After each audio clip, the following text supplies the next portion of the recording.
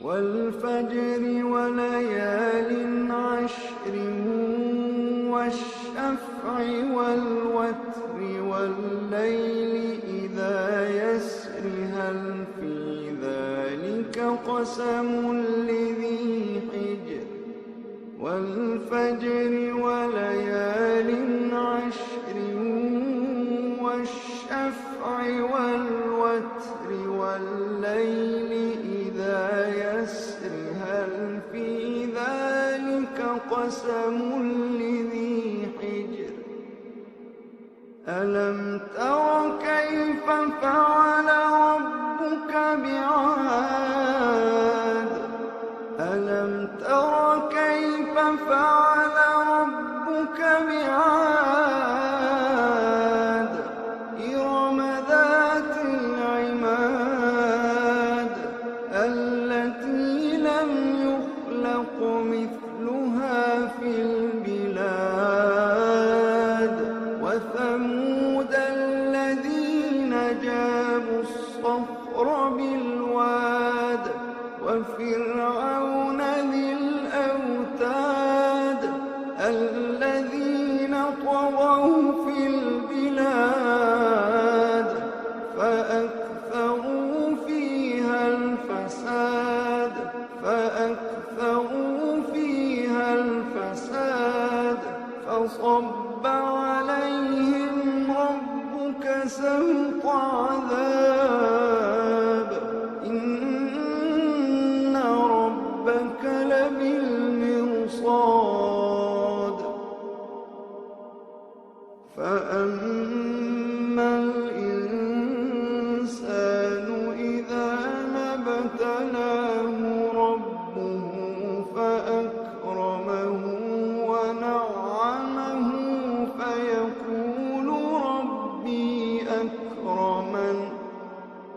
وأما إذا ما ابتلاه فقدر عليه رزقه فيقول ربي أهانن كلا بل لا تكرمون اليتيم ولا تحاضون على طعام المسكين وتأكلون التراث أكلا لما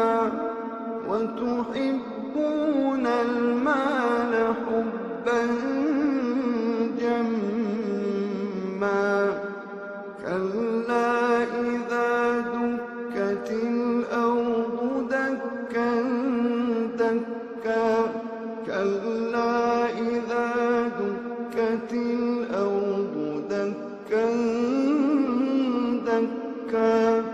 وجاء ربك والملك صفا صفا وجيء يومئذ بجهنم يومئذ يتذكر الإنسان وأنى له الذكرى يقول يا ليتني قدمت لحياتي فيومئذ لا يعذب عذابه أحد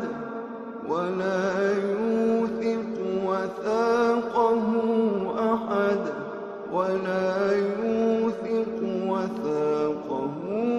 أحد يا أيتها النفس المطمئنة ارجعي إلى ربك راضية مرضية يا أيتها النفس المطمئنة ارجعي إلى ربك راضية مرضية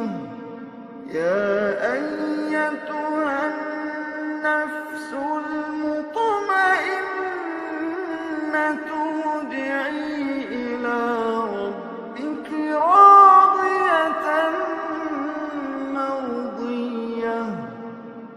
فادخلي في عبادي وادخلي جنتي فادخلي في عبادي وادخلي جنتي فادخلي